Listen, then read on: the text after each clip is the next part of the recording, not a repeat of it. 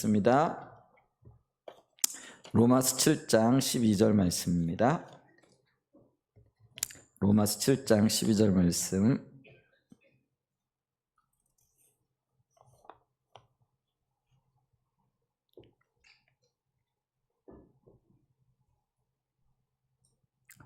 자, 우리 한 목소리를 한번 같이 봉독합니다. 이로 보건대 율법은 거룩하고 계명도 거룩하고 의로우며 선하도다. 아멘. 오늘 이 말씀을 근거로 해서요, 율법과 율법주의라는 제목으로 좀 말씀을 나누기를 이렇게 원합니다. 지난 주간에 우리는요, 우리의 올바른 신앙생활을 위해서 의식과 본질의 관계를 좀 살펴봤습니다. 왜냐하면은 우리가 거짓 신앙에 빠지지 아니하고 참된 신앙 안에 있으려면은 이 의식과 본질의 관계를 이해하는 것이 굉장히 중요하기 때문에 그렇습니다. 좀 돌아보면은요, 가장 먼저 우리의 신앙의 본질은 하나님을 알고 하나님을 사랑하는 하나님과의 친밀한 교제죠. 그리고 이 교제를 토대로 하나님의 행하심을 보고 온 삶으로 동참하는 것, 이게 우리의 신앙의 가장 중요한 영역이다, 이렇게 말씀을 드렸습니다. 두 번째로는요, 의식은 하나님이 명하신 것으로 본질을 담는 그릇이자 표현하는 수단으로서 역시 우리의 신앙생활에 있어서 굉장히 중요한 것이다, 이렇게 말씀드렸습니다. 세 번째, 그럼에도 불구하고 의식은 본질을 위한 수단으로서 아무리 의식이 많아도 본질이 없으면은 하나님 앞에서는 아무런 의미가 없다. 그래서 우리가 이사야 1장 10절 이하의 말씀을 통해서 이스라엘 백성들이 수많은 절기를 지키면서 예물을 드렸지만은 하나님이 너희가 마당만 밟는 예배를 드리고 있다, 이렇게 경고하셨던 것을 보죠. 이처럼 네 번째, 본질에서 하나님을 알고 사랑하고 온 삶으로 동참하는 이 신앙의 본질에서 떠난 것이 결국은 하나님을 떠난 것이고 버린 것이다. 그래서 의식이 아무리 많아도 본질에서 떠난 것이 하나님을 떠난 것이다, 이렇게 말씀을 드렸죠. 그 다음에 다섯 번째로요, 본질이 없으면은, 의식은 있는데 본질이 없게 되어지면은 하나님의 징계와 심판이 임하게 되어진다, 이 말씀을 드렸어요. 그 다음에 여섯 번째로, 의식이 본질을 대체하는 것이 율법주의로서 잘못된 신앙이다. 그래서 친밀한 교제는 없는데 의식이 있고 이 의식을 강조하여 나가게 되어질 때 이게 율법주의가 되어집니다. 그래서 내가 많이 기도했기 때문에, 내가 헌금 많이 했기 때문에, 내가 어떤 성경적인 공부를 많이 했기 때문에 하나님이 나를 사랑하실 것이다, 하나님이 내 기도를 들으실 것이다, 하나님이 나와 함께 하실 것이다, 이렇게 생각하고 나가는 거죠. 그러니까 우리가 기도하고 난 다음에 주님 왜 응답해 주시지 않으세요, 이렇게 불편한 마음이 드는 거죠. 근데 여러분 보세요. 기도 응답은요, 하나님과의 관계 속에서 내가 자녀이기 때문에 하나님이 내게 허락하시는 거지, 내가 종교적인 의식을 많이 행했기 때문에 주어지는 게 아니라는 거죠. 그래서 그걸 우리가 분명하게 이해를 하고 있어야 되는데, 이처럼 의식을 강조하고 의식에 내 마음을 뺏기고 의식을 의지하여 하나님 앞에 나가려고 할 때 이게 공로사상입니다. 그걸 공사상이라 이렇게 얘기를 하죠. 그리고 우리는 내가 그만큼 공헌했으니까 그걸 그만큼 받아야 된다라는 생각이 있잖아요. 근데 그게 바로 의식을 강조하는 것이고 그게 율법주의라는 것이죠. 근데 이 율법주의가 정확하게 거짓 신앙이 되어진다라는 거죠. 그럼 이제 우리가 하나 궁금한 마음이 드는 거죠. 아니, 성경에서는 율법을 강조하고 있는데 그러면 율법과 율법주의는 어떻게 되어지는 거야? 이제 이거를 좀 구분할 수 있어야 된다라는 거죠. 왜냐하면 율법은요, 하나님께로부터 나온 것이에요. 그걸 우리가 말씀이라 이렇게 얘기하기도 하고, 또 하나님의 관점, 하나님의 기준, 이제 넓게 볼 때는 이거를 율법이라고 얘기할 수 있는데요. 이 율법들을 하나님이 주셨거든요. 그렇기 때문에 하나님으로부터 온 것은요, 선하고 의롭고 거룩한 겁니다. 그러니까 우리가 이 율법을 준수하고 율법을 따라가야 되는 거죠. 그런데 문제는 이게 하나의 주의가 되어지면은, 예를 들면은요, 우리의 신앙생활에서 신비적인 요소, 신비는 굉장히 필요하죠. 왜냐하면 기적이라든지 또 하나님께서 우리 가운데 일하시는 것, 이거는 신비스러운 일이잖아요. 그러니까 신비는 굉장히 중요해요. 근데 이게 신비주의가 되어진다라는 거는 신비를 추구하고 신비 가운데 젖어 사는 걸 얘기를 하는 거예요. 그러니까 율법주의도 마찬가지예요. 율법이 하나님께로부터 나왔는데 율법에 젖어 살고 그 율법이 마치 그 나의 신앙생활을 대신하는 것처럼 느껴지고 보여질 때 그게 이제 주의가 되어지는 거죠. 이게 율법주의. 근데 이 율법주의는요, 정확하게 사단에게서 나온 겁니다. 그 뒤에 사단이 있다라는 거죠. 그래서 악합니다. 그리고 결국은 이것이 우리를 거짓 신앙에 빠지게 되어지면서 하나님과는 멀어지게 되어지는 역할을 한다라는 것이죠. 그래서 우리 오늘 읽었던 로마서 7장 12절 말씀에도 보건대 이로 보건대 율법은 거룩하고 계명도 거룩하고 의로우며 선하도다, 이렇게 말씀하심으로써 율법은 거룩하고 아름답고 하나님이 주신 것이죠. 근데 율법주의, 이거는 악하고 그리고 사단이 뒤에 있고요, 우리로 하여금 의식을 의존하게 하는 거짓 신앙으로서의 역할을 하게 된다라는 거죠. 그래서 이 첫 번째로 우리가 율법과 율법주의의 차이를 이해하고 있어야 된다라는 거죠. 자, 그러면서 두 번째로요, 이 율법은요, 하나님이 주셨어요. 그리고 거룩하고 아름다워요. 근데 그럼에도 불구하고요, 우리에게 은혜를 얻기 위한, 우리가 하나님의 은혜를 얻기 위한 수단으로 주어지신 것이 아니라라는 거예요. 이걸 좀 이해할 필요가 있는데요. 여러분, 구원이 먼저일까요? 율법이 먼저일까요? 만약에 우리가 율법을 지킴으로 구원을 얻는다라고 생각하면은 율법이 우리의 공로가 되어지는 거죠. 만약에 우리가 율법을 지킴으로 구원을 얻었다라고 하면 우리는요, 율법을 지키기 위해서 온갖 노력과 온갖 열심을 다해야 될 거라는 거죠. 그런데 성경은 우리가 율법으로 구원받은 존재들이 아니라 은혜로 구원을 받았다라고 이렇게 말씀을 하신다라는 거죠. 그래서 은혜로 먼저 구원을 받고 구원을 받은 하나님의 사람들이 어떻게 살아야 하는가 하는 그 기준으로서 율법이 주어졌다라는 거죠. 예를 들면 그렇습니다. 하나님께서 이스라엘 백성들이 애굽에서 종살이를 하고 있을 때에 그 이스라엘 백성들이 하나님 앞에서 무슨 율법을 잘 지키고 하나님의 말씀을 따라 살았기 때문에 하나님이 그들을 구원하신 게 아니라는 거예요. 하나님은 그 백성들을 불쌍히 여기셔서 모세를 보내셔서 그들을 죄악 가운데 건지시고 구원하여 주신 거죠. 그래서 우리는요, 성경을 보면은 이스라엘 백성들이 애굽에서 건짐받는 것을 구원이라 이렇게 얘기를 하죠. 그리고 홍해를 건너는 그 사건을 구원받은 증거로서 침례를 받았다 이렇게 얘기를 합니다. 그리고 난 다음에 그 백성들이 광야로 들어가죠. 그리고 광야길을 걷다가 시내산에 이르렀을 때 하나님께서 그들에게 뭘 주시죠?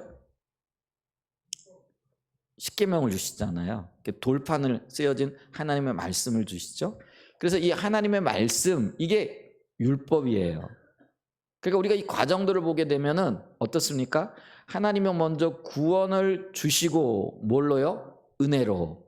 그리고 난 다음에 그 백성들이 구원받은 하나님의 백성들로 잘 살 수 있도록 계명을 주신 거예요. 율법을 주셨다라는 것이죠. 그런데 우리가요, 이 순서를 이해하지 못하게 되어지면 어떤 잘못을 범하게 되느냐면요, 우리가 율법을 잘 지켜서 구원을 받을 수 있고 은혜를 얻을 수 있다라고 생각을 하고 있다라는 거죠. 그러니까 오늘날 많은 분들이 열심히 기도하고 열심히 헌신하고 열심히 노력하고 그리고 난 다음에 뭐라는 거예요? 하나님, 내가 이렇게 열심히 했으니까 은혜를 주세요. 내가 원하는 거를 주세요. 이거는 신앙이 아니고 신앙에 대한 이해가 잘못되어졌다라는 거죠.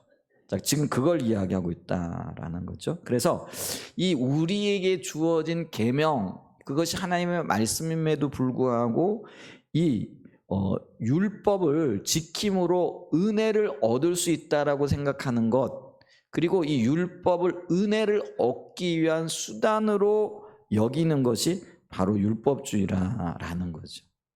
만약 그렇게 되어지면 어떤 결과가 나오느냐면요, 갈라디아서 3장 10절을 보면은요, 무릇 율법 행위에 속한 자들은 저주 아래에 있나니 기록된 바 누구든지 율법책에 기록된 대로 모든 일을 항상 행하지 않은 자는 저주 아래에 있는 자라 하였습니다.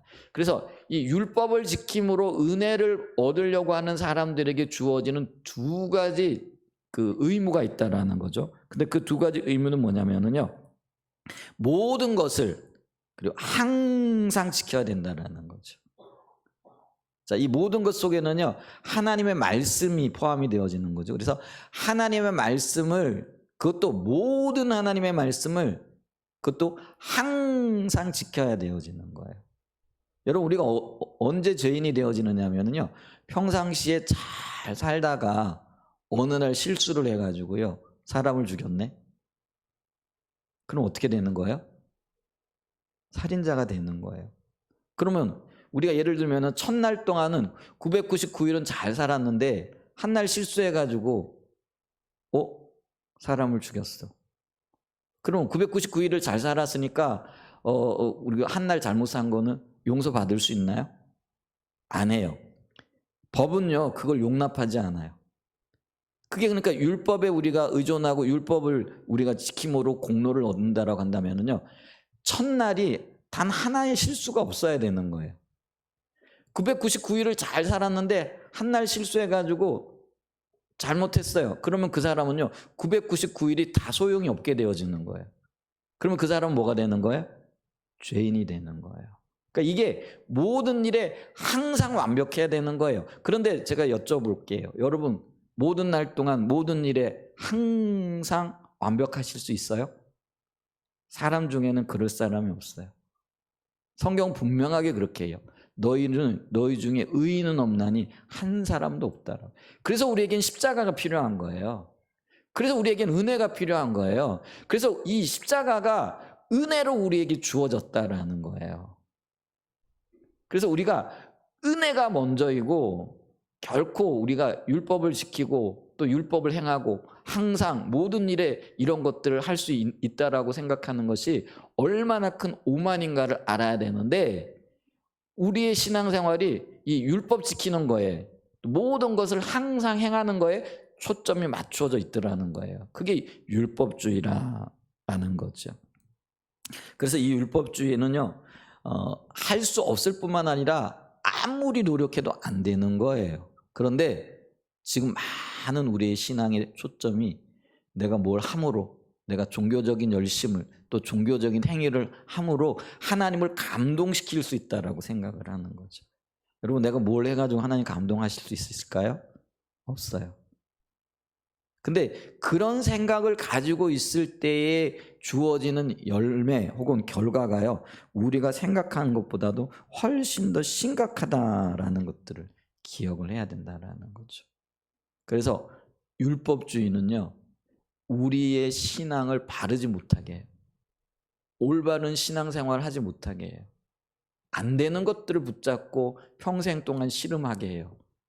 근데 마지막 순간에 우리가 주님 앞에 섰을 때, 주님, 내가 열심히 했는데요, 또 주의 이름으로 이것도 하고 저것도 했는데요. 바리새인들이 그렇게 얘기를 하죠. 그런데 성경은 뭐라고 얘기를 하느냐면은, 이 불법을 행하는 자들아 내게서 떠나가라, 이렇게 얘기를 한다라는 거예요. 그러니까 행위를 의지하고 나온 사람들은요, 은혜를 모르는 사람들이에요. 법을 따라가는 사람들. 근데 법을 따라가는 사람들은요, 법을 완전하게 지킬 수가 없어요. 그게 우리의 연약함이라는 것들을 기억해야 된다라는 것이죠. 자, 그래서 율법주의는 우리의 신앙을 병들게 할 뿐만 아니라 하나님으로부터 우리를 멀어지게 하는 것이다. 이걸 기억했으면 좋겠고요. 그 다음에 이제 우리가 좀 살펴봐야 할 게 있는데, 그러면은 이 율법이 뭐냐? 율법이 뭐냐라고 했을 때, 율법이 주어진 네 가지 목적을 알게 되어지면은 우리가 어떻게 신앙생활을 해야 될 것인가, 이거를 좀 분명하게 볼 수 있다라는 거죠. 자, 율법이 주어진 네 가지 목적, 첫 번째 뭐냐면은요, 우선은 율법은요, 우리의 죄를 드러내기 위해 주어졌다라는 거죠. 로마서 7장 7절 보면 이렇게 얘기를 합니다. 그런즉 우리가 무슨 말을 하리요? 율법이 죄냐? 그럴 수 없느니라. 율법으로 말미암지 않고 내가 죄를 알지 못하였으니 곧 율법이 탐내지 말라 아니하였다라면 내가 탐심을 알지 못하였으리라. 여러분, 탐심이 죄인 건 알지요? 왜 성경은 탐심은 죄일 뿐만 아니라 우상 숭배라. 그러니까 하나님이 가장 미워하는 것이 우상 숭배입니다. 그런데 이 탐심이 우상 숭배고 죄라는 걸 어떻게 알 수 있을까요? 말씀이 가르쳐 주기 때문에 그렇다라는 거죠. 그러니까 율법이 탐심은 죄야, 도둑질은 죄야, 남이 아내를 혹은 살인하는 것, 또 이렇게 부모를 공경하지 않는 것, 이런 건 죄야 하고 말씀이 우리에게 가르쳐 주고 있잖아요. 그러니까 가르쳐 주고 있으니까 우리는 그걸 보고 아, 이게 죄구나 하는 것을 깨닫게 되어진다라는 것이죠. 그래서 이 율법은요, 우리로 하여금 죄가 무엇인지를 알게 하는 역할을 해요. 근데 이게 어두우면은요, 우리가 죄를 짓고 있으면서도 이게 죄인지 몰라요. 그러니까 말씀을 듣고 있으면서도 그 말씀이 말하는 바가 무엇인지를 잘 모르는 거예요. 그게 이제 영적인 분별력이 어두워졌다, 이렇게 얘기를 하는 거예요. 여러분, 우리가 깜깜한데 이렇게 있으면은 지금 이렇게 우리가 지금 밝은 것 같지만 사실 이게 어두워요. 근데 이 안에 먼지가 있을까요, 없을까요? 있어요. 만약에 이렇게 햇볕이 밖에 들어오잖아요. 창을 이렇게 열어놓으면 빛이 이렇게 들어와요. 그러면 이 빛이 들어오면은요, 그 빛 사이에 어둠이 이렇게 보이거든요. 여러분 있잖아요. 언제 우리가 어둠이 보이고 먼지가 보이고 우리의 연약함이 보이냐면은요, 말씀이 들어와야 되는데 이 말씀이 빛처럼 우리에게 들어와야 돼요. 근데 이 빛처럼 들어오는 게 뭐냐면은요, 성령이 우리에게 깨닫게 하시는 거예요. 근데 성령이 우리로 하여금 깨닫게 하지 않으면은요, 내가 지금 죄 가운데 있으면서도 어둠 가운데 있으면서도요, 그리고 말씀을 어기는 상태와 상황 가운데 있으면서도요, 내가 지금 말씀을 어기고 있고 말씀을 떠나 있고 말씀과 전혀 상관없는 삶을 살고 있다라는 사실 자체도 모르는 거예요. 그래서 여러분 보세요. 우리가 계명이 진리를 가르쳐주고 계명이 빛으로서 하나님의 어떤 기준을 우리에게 보여주는데, 근데 그 계명이 계명되어지기 위해서는요, 성령의 조명이 있어야 된다라는 거예요. 이게 신학적 용어로 성령의 조명이라 이렇게 얘기를 합니다. 밝은 빛이 비치듯이 말씀이 빛이 우리에게 비춰져야 되는 거예요. 그래서 여러분 기도하면서 큐티 하시라는 거예요. 그렇게 기도하면서 성령의 도움을 구하고 은혜를 구하면서 말씀을 읽으시라는 거예요. 말씀을 읽어도요, 성령의 조명이 없으면은요, 그게 그냥 뭐랄까요? 우리가 어떤 말을 들으면 이쪽으로 들어왔다 이쪽으로 나가는 거잖아요. 근데 어떤 말들은요, 이쪽으로 들어와가지고 이쪽으로 나가는 게 아니라 우리의 가슴으로 내려오는 말들이 있어요. 말씀도 그래요. 제가 이렇게 말씀을 전하잖아요. 근데 여러분 말씀 들으시면서 기도하시면서 들으셔야 돼요. 주님 비춰주세요. 아무리 쉬운 말도요, 여러분 성령이 비춰주시지 않으면은요, 어려워요. 이해가 안 돼요. 그런데 아무리 어려운 그 말씀도요, 성령이 비춰주시면은요, 마치 어린아이가 아주 단순한 말을 하는 것처럼 들려지고 보여지고 깨달아지는 거거든요. 그래서 제가 말씀을 전하면서도 지금 기도하면서 전합니다. 주님, 성도들의 눈을 열어주셔서 그 마음 눈을 열어주셔서 듣게 해주세요. 근데 듣는 여러분들도 어떻게 해야 되는 거예요? 그냥 가만히 앉아 있으면 안 돼요. 가만히 앉아 있으면은요, 여러분 저절로 말씀이 들리는 게 아니에요. 그럼 어떤 생각이 날까요? 그냥 어제 저녁에 보았던 텔레비전 연속극, 또 먹었던 어떤 것도 피곤한 것, 이런 것들로요, 잡다하게 온 머리가 뒤섞이는 거예요. 그러면 어떻게 해야 될까요? 주님, 내가 말씀을 듣기를 선택합니다. 주님 오셔서 비춰주세요. 내가 이 떨어지는 이 말씀이 생명인 것을 인식하고 주님 앞에 집중합니다. 여러분, 이래서 영적인 에너지가 필요한 거예요. 여러분, 운전할 때 우리가 평상시에 쓰는 에너지보다 정신적인 에너지가 5배는 더 든다고 이렇게 얘기를 하더라고요. 안 그러면 사고 나요. 그럼 여러분 보세요. 말씀을 들을 때도요, 사실은 운전하는 것보다도 훨씬 더 집중하고 의지를 발동해야 돼요. 안 그러면은요, 몸은 앉아 있는데 어떻게 될까요? 마음은 진짜예요. 저 천리 만리 10만 마리 바깥까지 나가가지고요 또 돌아다니고 있는 거죠. 우리의 생각이 그리고 우리의 마음이 그런 거예요. 여러분 그러면 주님 말씀이 안 들려와요. 여러분 기도하셔야 돼요. 비춰주세요. 깨닫게 하여 주세요. 내가 저 말씀이 생명인 것을 알아 주님 앞에 집중하겠습니다. 이렇게 간절함이 우리에게 절실하게 필요하다라는 거예요. 제가 요즘 이제 지난주에 이제 어떤 우리 교회 성도들하고 이렇게 교제하는 시간이 좀 있었어요. 그래가지고 이제 차를 마시면서 어느 분에게 물어봤어요.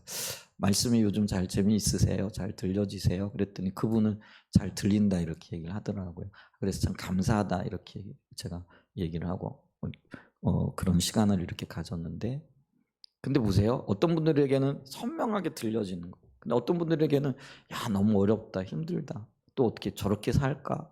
이런 생각들이 이렇게 드는 거죠. 근데 여러분 보세요. 영적인 집중력이 필요해요. 정말이에요. 생명의 말씀이에요. 근데 그 말씀이 사단이 우리의 마음밭에 그대로 심어지도록 내버려 둘까요? 하나님이 일하시면 지금도 사단도 일하고 있거든요. 근데 우리는 뭐예요? 사단이 일하는 걸 받아들이고요. 그게 내 생각이고 하나님의 계획인 것처럼 여기는 거죠. 당연하게 내버려 두는 거죠. 여러분 당연하지 않습니다. 우리 주님 찾아야 됩니다. 아멘. 그래서 이 율법은요, 이 우리로 하여금 하나님의 기준을, 죄가 무엇인지, 우리 어떻게 살아야 할지 이런 것들을 밝히 드러내요. 근데 이거를 우리가 초점을 맞추지 않으면은요 도저히 알 수가 없는 거예요. 영적인 거는요 참 묘해요. 깨어 있지 않으면은요 잠자요. 잠자는 사람들은요 자기가 잠잔다라는 사실 자체를 모르는 거예요. 잠들어 있는데 잠자고 있다라는 거를 모르는 거죠. 이 시대가 잠자고 있어요. 하나님의 자녀들이 그리스도인이라고 말을 하고 있음에도 불구하고 잠자고 있다라는 것들을 기억하십시오. 그럼 내가 잠자고 있다라는 걸 언제 아느냐? 깨어 일어나게 되어지면은요, 아 내가 잠들었었네. 이걸 보게 되잖아요. 알게 되잖아요. 여러분 성령이 비춰주셔야 됩니다. 오늘 저와 여러분에게 성령께서 강력하게 역사해 주셔서 우리의 마음문을 부시고 정말 그 하나님의 진리가 선명하게 보여지는 그런 은혜가 있기를 축복합니다. 우리에게는 은혜가 너무나도 절실히 필요하죠. 그래서 이 율법이 우리 영혼의 거울과도 같이 우리 자신을 비추어주는 역할을 한다. 그 다음에 이제 두 번째는 뭐냐면은 이 율법이요 우리의 죄를 더 심각하게 보게 하는 역할을 한다. 이거를 이제 죄를 심화시킨다 이렇게 얘기를 하죠. 로마서 7장 8절을 보면은요. 그러나 죄가 기회를 타서 계명으로 말미암아 내 속에서 온갖 탐심을 이루었나니 이는 율법이 없으면 죄가 죽은 것이리라. 여러분 우리 하지 말라 그러면 더 하고 싶은 그런 마음이 들잖아요. 이렇대요. 그 건물을 이렇게 짓고 있는데 여기다가 유리 조심 혹은 깨지 마세요 이러면은요 아무도 없을 때 와가지고 그 유리 깨트리고 가는 사람들이 있대. 이게 참 묘하죠. 사람 심리가 그래. 하지 마세요 하는 거 더 하고 싶고요. 하지 말아야 되는 거 알고 있는데 더 하고 싶은 그런 욕심이 생기잖아요. 그게 어떤 죄의 심각성이라고 이렇게 얘기할 수 있다라는 것이죠. 그래서 여러분 보세요. 아 이게 죄구나 하는 것을 알게 되어졌어요. 뭘로요? 율법으로. 하나님의 기준과 말씀으로. 그래서 이제 그 비침이 있었기 때문에 아 내가 이 말씀대로 살아봐야지 하는 그런 마음을 갖게 되는 거예요. 그런데 말씀대로 살아봐야지 생각하는 그 순간에 우리는 뭘 발견하느냐면요. 더 악한 나를 발견하게 되고 그 말씀대로 살아갈 수 없는 나 자신을 보게 되어지는 거죠. 그게 있잖아요. 점점 더 깊어지는 거죠. 여러분 우리의 영적인 생활을 방해하는 것 중에 가장 큰 게 요즘은 미디어래요. 그 중에도 요즘은 옛날에는요 뭐 이렇게 컴퓨터 게임 뭐 이런 거 근데 컴퓨터 게임도 예전에는 그 뭐죠 컴퓨터로 크게 이렇게 했잖아요. 근데 요즘은 뭘로 하죠? 핸드폰 가지고 하는 거죠. 그러니까 요즘 아이들에게 가장 심각한 게 뭐냐면요 핸드폰이라는 거죠. 근데 어른들에게도 그럼 이게 그러면은 뭐 큰 영향이 없을까요? 아니요. 요즘 어른들 중에요, 유튜브 중독자들 참 많아요. 근데 이 유튜브 한번 빠지게 되어지면은요, 여러분 헤어나기 참 힘들어요. 그리고 특별히 그리스도인들이 유튜브에 이렇게 중독되어지잖아요. 그럼 말씀 읽는 것, 영적인 생활하는 것, 이거 진짜 힘들어요. 그래서 이런 이야기를 자꾸 나누니까 어떤 분이 아내가 이제 그 컴퓨터, 저기 뭐 핸드폰 좀 내려놔야지. 근데요, 내려놓으려고 하려고 할수록요, 좀 더 많은 시간들을 그걸 하고 있는 자기 자신을 발견하게 되어지더라고요. 이게요, 안 돼요. 안 되거든요. 그럼 어떻게 해야 될까요? 예, 은혜가 부어져야 되거든요. 그리고 이게 내가 노력한다고 한번 중독에 빠졌는데 이 중독으로부터 벗어나려고 벗어나 봐야지 애를 쓰면 쓸수록 더 깊이 빠져들어가는 자신을 발견하게 되어지는 거죠. 이게 어떤 율법이 뭐냐면은 너 그래 한번 해봐. 근데 안 될걸? 하고 이걸 보여주는 거라는 거죠. 이게 이런 이야기예요. 여러분 우리가 뭐 그 늪지대는 안 가봤지만은 텔레비전 가끔 가다 보면은 이렇게 늪에 이렇게 한번 빠지게 되어지면 내가 빠졌네 하면서 벗어나려고 애를 쓰면 쓸수록 어떤 현상이 일어나죠?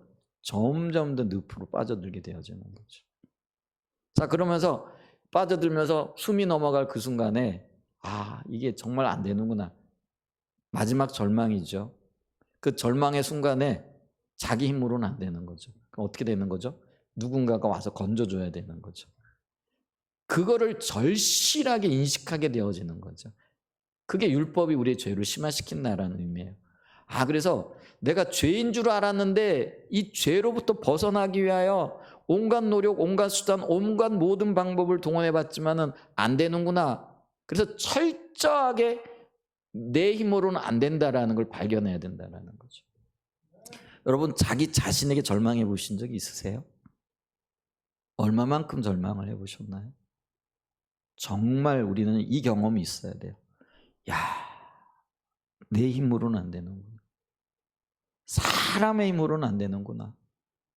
이 작은 습관 하나 바꾸는 것도, 핸드폰 하나 끊어내는 것도, 중독, 우리가 핸드폰 중독, 게임 이런 거 하나 끊어내는 것도 정말 안 되는구나. 내가 벗어나고 싶고 해결하고 싶고 그걸 어떻게 하든지 좀 이렇게 벗어나고 싶지만은 안 되는구나.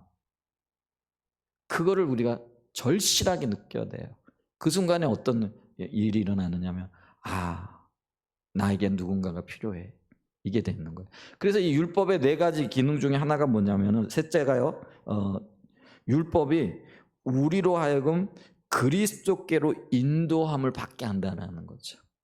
그래서 우리가 갈라디아 3장 24절에 보면 이런 말씀이 있어요. 이같이 율법이 우리를 그리스도께로 인도하는 초등교사가 되어 우리로 하여금 믿음으로 말미암아 의롭다함을 얻게 하려 하심이라. 초등교사 혹은 몽학선생이라 이렇게 얘기를 합니다. 이게 지금 이 말씀은요, 그 로마 시대의 노예 제도와 그리고 자기 자녀들을 교육시키는 어떤 그런 방법, 이제 거기에서 유래되어진 말이라고 할 수가 있는데요. 이게 그 로마 시대에는 노예 사회였잖아요. 근데 이 로마 시대가 정복 전쟁을 활발하게 벌였기 때문에 여러 지역에서 아주 유능한 일꾼들을, 유능한 사람들을 많이 이렇게 포로로 잡아왔거든요. 근데 그 사람들이 노예가 되는 거죠. 근데 그 노예들 중에는 아주 똑똑하고 공부도 많이 하고 특별히 철학자들인지 이런 사람들이 있었어요. 그러면 그 사람들은요, 비록 노예 신분이긴 하지만은 지식적으로나 인격적으로나 굉장히 그 훌륭했던 사람이잖아요. 근데 그 사람을 뽑아가지고 자기 자식을 맡기는 거예요. 그러면 이 자식이요, 성인이 되어지기까지 이 노예의 통제하에 받는 거죠. 이게 참 재밌잖아요. 주인의 아들이 노예의 가르침을 받는다. 근데 이 노예가 굉장히 훌륭한 사람이거든요. 근데 그 훌륭한 이 몽학 선생이 되어져 가지고요, 이 자녀가 잘 자랄 수 있도록 또 훌륭한 인격을 가진 그런 사람이 되어질 수 있도록 가르치는 거죠. 그리고 난 다음에 어느 순간에 성인이 되어지고 성년이 되어지면은 부모에게로 인도해주는, 이제 이런 제도가 이 말씀 가운데 밑받침이 되어져 있다라는 거죠. 그래서 이 모학 선생은요, 우리를 가르치는 그런 거예요. 율법이요, 우리를 가르쳐요. 근데 뭘 가르치냐면요, 너에게 예수가 필요한다라는 걸 가르치는 존재예요. 그래서 여러분 보세요. 구약 시대의 모든 말씀은 초점은 어디에 맞춰져 있다고요? 오실 왕 대신 메시아, 오실 메시아인 예수 그리스도에게 초점이 맞춰져 있다라는 거죠. 그래서 우리가 구약을 읽을 때 예표라 뭐 이런 얘기를 쓰잖아요. 예를 들면 멜기스덱의 예표가 예수 그리스도죠. 모세와 여호수아의 예표도 예수 그리스도예요. 모세가 이스라엘 백성들을 구원하죠. 여호수아가 이스라엘 백성들을 애굽 땅에서 끌어내 가지고 가나안 땅으로 인도하여 드리지요. 근데 이런 모든 분들이 여러분 그 예수 그리스도를 예표하는 인물들이라는 거예요. 그래서 예수가 우리의 진정한 구원자가 되고 우리의 생명이 되어지고 우리의 보호자가 되어질 거라는 거죠. 그거를 나타내는 거라는 거죠. 그래서 이 구약의 모든 말씀들은요, 어디에 초점이 맞춰지냐면 우리는 예수가 필요해. 우리에게는 예수님이 있어. 그래서 우리가 예수님으로 가야 돼. 그러니까 율법이 이런 역할을 한다라는 거예요. 이걸 몽학 선생이다 이렇게 얘기를 하는 거예요. 그래서 우리는 이 말씀을 들으면서요, 우리가 죄 용서받고 구원받기 위해서는 또 우리가 하나님의 은혜를 받기 위해서는 예수님께로 가야 되는구나. 예수님만이 산 길이구나. 예수님만이 생명이구나. 이거를 발견하게 되어진다는 거죠. 그래서 우리가 예수님께로 가는 거예요. 근데 율법이 그 일을 우리에게 제시해주고 있다라는 것이죠. 그래서 율법은 믿음으로만 의롭게 되는 진리, 그게 예수를 믿음으로 구원받게 되어지는 그 진리로 우리를 이끌고 있고 인도해 준다는 것이죠. 자, 세 가지 율법의 목적을 봤죠. 첫 번째가 뭐라고요? 죄가 뭔지를 알게 하고, 두 번째는 뭐예요? 우리에겐 선한 것이 없어서 우리가 죄에 안 지으려고 노력하면 노력할수록 점점 더 죄에 빠진다라는, 그래서 인간에겐 어떤 희망도 없다라는 것, 소망이 없다라는 걸 보게 하는 역할을 한다라는 거예요. 뭐가요? 율법이. 그래서 세 번째 어떻게 한다고요? 자, 율법이 내 손목을 잡고요, 이제 그러니까 너는 예수가 필요해. 예수께로 가야 돼. 그게 몽학 선생의 역할이라는 거예요. 자, 그러면 이제 예수가 필요하니까 우리가 예수님 때문에 구원을 받았잖아요. 이제 그러고 난 다음에 여기서 끝나는 게 아니에요. 네 번째가 있는 게 뭐냐면 이 율법이요, 이렇게 구원받은 하나님의 백성들에게 어떻게 살아야 할까를 가르쳐주는 역할을 한다는 거예요. 자, 아까 제가 이스라엘 백성들이 애굽에서 구원을 받았죠. 그게 율법 때문이 아니라 그랬죠. 은혜로 구원을 받았어요. 근데 은혜로 구원을 받은 그 백성들에게 하나님이 시내산에서 뭘 주시는 거예요? 율법을 주는 거예요. 10계명을 주시는 거예요. 그리고 난 다음에 뭐라는 거예요? 너희가 이제 구원받은 하나님의 백성이니까 이 말씀을 따라 살아야 해. 그래야 안전해. 그래야 너희들이 나와 더 동행하는 삶을 살 수 있어. 이렇게 하신 거예요. 그래서 그들에게요, 구원받은 사람들에게 하나님의 율법이 필요하고 기준이 필요하고 말씀이 필요했다라는 거죠. 왜냐하면 시편 119편 105절에 보면은요, 주의 말씀은 내 발의 등이요 내 길의 빛이니이다. 우리가 인생길 살아갈 때 깜깜하잖아요. 모르잖아요. 그런데 주님이 내 길의 등이 되어지고 내 길의 빛이 되어진다는 거예요. 우리가 그 말씀대로 따라 살아가면 된다라는 거예요. 신명기 10장 12절에 보면은요, 하나님이 너에게 요구하시는 것이 무엇이냐 그러면서 율법을 지키는 것이다 이렇게 얘기를 해요. 근데 이 율법을 지키는 것이 13절에 보니까 왜 지켜야 되느냐? 신명기 10장 13절에 보면 내가 오늘 내 행복을 위하여 내게 명하는 여호와의 명령과 규례를 지킬 것이 아니냐. 뭐를 위하여요? 내 행복, 우리의 복지를 위해서 하나님이 율법과 명령과 규례를 지켜라 이렇게 말씀을 하고 있는 거예요. 그래서 여러분 보세요. 우리가 명령을 지킬 때, 규례를 지킬 때, 말씀을 지킬 때요, 행복한 거예요. 그리고 그게 우리의 보호, 그것이 우리의 안전장치가 되어지고 보호막이 되어진다는 거예요. 그런데 우리가 말씀을 벗어나게 되어지면 어떻죠? 하나님의 보호막도 거쳐지는 거예요. 여러분, 주님이 우리를 도와주시지 않는다라는 게요, 우리가 말씀을 떠나게 되어지면은요, 그 말씀의 기준이 벗겨지고요. 또 그 말씀을 떠나게 되어지면은요, 말씀이 주는 그 능력, 말씀의 능력이잖아요. 그 능력이 우리를 떠나게 되어진다라는 거죠. 그래서 우리가 말씀 안에 거할 때, 근데 말씀 안에 거한다라는 거는요, 말씀에 대한 사랑 혹은 말씀에 대한 존중이에요. 존중한다라는 게 어떤 말입니까? 말씀을 가볍게 여기지 아니하고 그걸 무겁게 받아들인다라는 거예요. 여러분, 어떤 사람들이 효자예요. 엄마가 얘기를 할 때 그걸 가볍게 여기지 아니하고 그걸 뭐라 할까요? 엄마가 말했기 때문에 그거를 소중하게 여기고 받아들이는 거잖아요. 여러분들이 저를 존중해 주는 게 뭐예요? 제가 어떤 특별한 점이 있는 것이 아니라 하나님의 말씀을 전하는 주의 종이라는 것 때문에 제가 말씀 전하는 것들에 대해서 여러분들이 무게감 있게 받아들이는 거잖아요. 가볍게 받아들이지 아니하고. 그게 존중이에요. 근데 여러분, 하나님의 말씀에 대해서도요, 말씀에 대해서 존중하는 마음이 있어야 돼요. 사랑하는 마음이 있어야 돼요. 사랑하게 되어지면 그만큼 관심을 가지고 또 그거를 지키려고 하잖아요. 그렇잖아요. 그렇기 때문에 우리가 이 말씀을 존중하고 말씀을 사랑하는 자리에 서야 됩니다. 그리고 이 말씀을 따라 살 때에 우리 하나님의 백성들은요, 안전하고 그곳에 유익이 있고 말씀에 따른 하나님의 상급이 있다라는 것들을 기억을 해야 됩니다. 아멘. 그래서 이게 율법이 주어진 4가지 목적이에요. 근데 여기서 굉장히 중요한 게 있는데 그게 뭐냐면은요, 이 율법이 주어진 4가지 목적의 순서가 굉장히 중요하다는 거예요. 순서가 중요해요. 왜 순서가 중요하냐면은요, 이 넷째가 뭐였어요? 하나님의 백성들이 살아야 할 삶의 규범으로서 하나님의 말씀이 주어졌는데, 이 넷째가 가장 먼저 가게 되어지면은요, 이게 율법주의가 되어진다라는 거죠. 왜 그러냐면요, 이 율법을 잘 지키게 되어지면은요, 어떤 현상이 나타나느냐면은요, 나 예수님 필요 없어. 나 말씀 잘 지킬 수 있어. 그리고 이 말씀 따라 잘 살 수 있어. 근데 성경은 이 말씀 따라 살 수 있는 힘과 능력이 내게 있다고요, 없다고요? 없어요. 그렇기 때문에 하나님 은혜를 구해야 된다고 그랬잖아요. 근데 어떤 사람들은요, 말씀을 잘 지켜서 하나님의 은혜를 구하려고 하는. 여러분 보세요. 내가 말씀을 잘 지켜서 하나님의 은혜를 얻을 수 있으면 예수님은 필요 없어요. 그렇죠?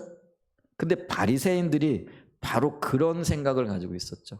그래서 어떻게 하든지 말씀을 잘 연구하고 말씀을 잘 지키고 말씀을 잘 따라 행하게 되어짐으로써 우리가 하나님의 은혜를 받고 복을 받고 이런 어떤 생각들을 가지고 있었던 거죠. 그렇게 되어지면은요, 말씀 몇 가지 잘 지키잖아요. 다른 사람들보다 비교하게 되어지면서 어떤 생각이 드느냐, 나는 저 사람보다 나아. 그러면서 자기 자신에 대해서 자부심을 갖게 되어지는 거죠. 여러분, 우리가 다른 사람들과 비교하고 있다는 것 자체가 이미 말씀을 떠나 있다는 것 기억하셔야 돼요. 혹시 내가 저 성도를 보면서 저 정도는 주일도 잘 안 지키고 보니까 뭐 교회 생활도 잘 안 하는 것 같아. 근데 나는 저 성도에 비하면 내가 그래도 주일도 잘 지키고 또 교회 생활도 잘하고 낫지. 바깥으로는 절대 그런 얘기 안 하죠. 근데 속으로 단 0.1%라도 그런 생각을 가지고 있으면은요, 나는 지금 뭘 의지하는 거예요? 자기 행위를 의지하는 거예요. 그리고 말씀을 잘 지키고 있다라는 자기의 행위를 의지하게 되어지고요. 그것이 자기의 자부심이 되어진 거예요. 근데 바리새인들이 그랬거든요.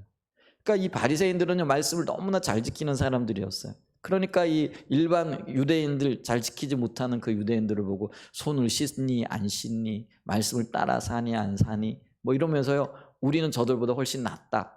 그러면서 우리는 구제에도 힘쓰고 또 11조도 잘하고 매일 일주일에 2번씩 금식하고 이러면서 아주 그냥 고개를 빳빳이 세우고 있는 거잖아요. 그런데 문제는 그렇게 고개를 빳빳이 세우고 있었던 바리새인들의 속은 어땠을까요?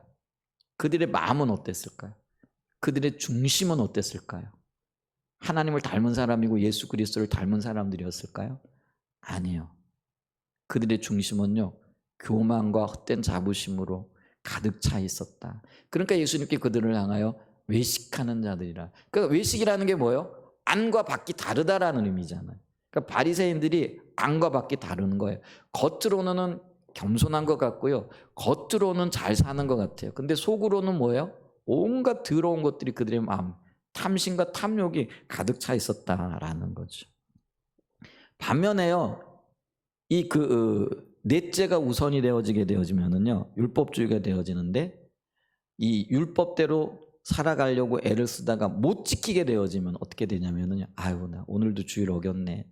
아유, 내가 또 주님 기뻐하시는 것을 하려고 했는데, 이러면서 어떻게 되는 거예요? 죄책감에 빠지게 되어지잖아요. 근데 이게요, 습관이 되어지면 어떻게 되냐면은요, 이런 생각이 드는 거죠. 야, 누가 그렇게 살아? 어떻게 그렇게 살 수가 있어? 야, 그렇게 사는 사람들은 특별한 사람들이지. 아유, 목사님이나 그렇게 살아라 그래. 어떻게 그렇게 살아? 혹시 여러분들 그런 생각 안 드세요? 그런 생각이 드는 것도요, 결국은 이게 뭐냐면은요, 이게 율법주의에 빠져 있기 때문에 그래요. 왜 그러냐면은요, 기준이 어디예요? 행위인 거예요. 그래서 이 행위를 잘 하면은 자부심에 빠져들고, 이 행위를 잘 못하면은 뭐예요? 죄책감에 빠져들게끔 되어져 있다라는 거예요. 근데 이게 둘 다 율법주의에 빠진 현상이라는 거예요. 그래서 우리가 기억해야 됩니다. 이게 첫 번째로 가면 안 된다라는 거예요. 그러면 아까 얘기했던 대로 죄를 발견하고 내가 죄에서 벗어날 수 없다라는 걸 깨닫고, 그래서 예수님이 필요하다라는 것을 인식하고 예수님께로 가요. 그래서 이제 내가 구원받은 하나님의 자녀 되었잖아요. 율법이 나를 구원해 주지 못해요. 십자가가 나를 구원하고 예수 그리스도가 나를 구원해 주시는데, 이 구원받은 하나님의 자녀로서 내가 이제 하나님을 사랑하게 되어졌으니 하나님과 어떻게 하면은 좀 더 동행하는 삶을 살 수 있을까? 하나님이 기뻐하시는 삶을 살 수 있을까? 그러면서 부지런히 찾다 보니까 하나님 말씀대로 살아야 되겠구나. 근데 말씀대로 살아갈 때 말씀대로 살 수 있는 힘과 능력이 없다라는 걸 이미 깨달았잖아요. 그러니까 어떻게 하는 거예요? 은혜를 구하는 거예요. 주님, 은혜가 필요해요. 도와주세요. 나는 주님 없이 못 살아요. 이렇게 되는 거예요. 그러면서 주님과의 친밀한 교제가 더 깊어지는 거예요. 여쭤볼게요. 내가 지금 주님 없이도 살 수 있다라고 생각하면서 살아가고 계십니까? 아니면 난 주님 없이 못 살아요 하고 인정하면서 주의 도우심을 구하고 살아가고 계세요? 우리 말로는 그렇게 할 수 있어요. 우리 박 집사님 그렇다는 얘기가 아니라, 말로는요, 내가 주님 없이 못 살아요. 그거 내 인정해요. 그런데 실제로 내가 살아가는 삶의 모습은 어떠냐라는 거예요. 주님 없이도 잘 살아가잖아요. 정말 잘 살아가죠. 근데 그게요, 지금 우리가 이 율법주의에 빠져 있기 때문에 그렇다라는 거예요. 내가 잘하고 있다고 혹은 못하고 있다고, 자부심과 죄책감 사이에 줄타기를 하면서요, 그렇게 살아가고 있는 거예요. 그런데 성경은 그게 잘못된 신앙이라는 거예요. 그게 율법주의자의 신앙이라는 거죠. 그래서 이 바울은요, 이 구원받은 하나님의 자녀로서 내가 말씀대로 살아보기를 원하지만 내 속에 선한 것이 없다라는 걸 절실하게 느꼈죠. 그래서 그가 내가 원하는 바 선은 행하지 아니하고 도리어 원하지 않은 바 악을 행한다 그러면서 24절, 우리가 로마서 7장 24절에 보면요, 오라 나는 공고한 사람이로다 이 사망의 몸에서 누가 나를 건져내라.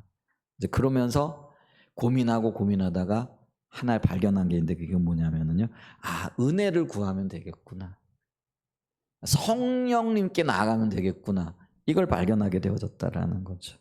그래서 로마서 8장 1절에 보면은요, 그러므로 이제 그리스도 예수 안에 있는 자에게는 결코 정죄함이 없나니 이는 그리스도 예수 안에 있는 생명의 성령의 법이, 성령을 의지한다는 게 은혜를 따라가고 은혜를 찾는다라는 거죠. 죄와 사망, 율법에 매여 있는 나로부터 벗어나게 하는 생명의 법이 되어졌고, 그래서 죄와 사망의 법에서 해방받았다, 선언하고 기뻐하는 모습을 보게 되어지는 거죠. 할렐루야. 오늘 우리가 율법과 율법주의를 살펴봤어요. 율법은 하나님께로부터 온 거예요. 근데 율법주의는 뭐예요? 이 행위를 의지하여 종교적인 의식을 의지하여 주님 앞에 나가려고 하는 거예요. 근데 우리 중에 그 누구도 자기의 행위를 의지하여 주님 앞에 갈 사람이 있다고요? 없다고요? 없어요. 은혜로 우리가 구원받을 수 있어요. 근데 우리가 은혜로 구원받았는데 여전히 어떤 생각을 하고 있느냐면요, 우리의 종교적인 의식을 의지하여 하나님 앞에 나가려고 하는 거예요. 근데 그게 아까 율법이 주어진 4가지 목적 중에 가장 뒤에 있어야 할 그 목적이 가장 앞에 나가버리는 거죠. 이 율법은요, 구원받은 하나님의 사람들이 하나님과 동행하기 위하여 우리가 살아야 할 어떤 기준들을 제시해주고 있는 거예요. 그런데 이것을 마치 구원받기 위한 거, 은혜를 받기 위한 수단, 또 하나님이 나와 함께 하기 위한 수단으로 여겨져서는 절대로 안 된다라는 것이죠. 그렇게 여겨질 때 그게 율법주의가 되어지는 거예요. 그래서 우리가 이 율법주의를 벗어버리고 주님께서 하나님의 기준으로 주신 율법을 붙잡고 은혜를 구하면서 날마다 주님과 동행하는 삶을 살기를 성령님의 인도를 따라 살아가게 되어질 때 우리의 삶에 하나님의 평강과 안식이 있고 또 기쁨이 넘치고 또 승리하는 삶이 주어질 줄 믿습니다. 아멘. 그래서 율법과 율법주의 관계를 곰곰이 묵상하시면서 하나님이 주시는 비침을 받을 수 있는 귀한 은혜가 있으시기를 예수님의 이름으로 간절히 축복하고 축원드립니다. 아멘.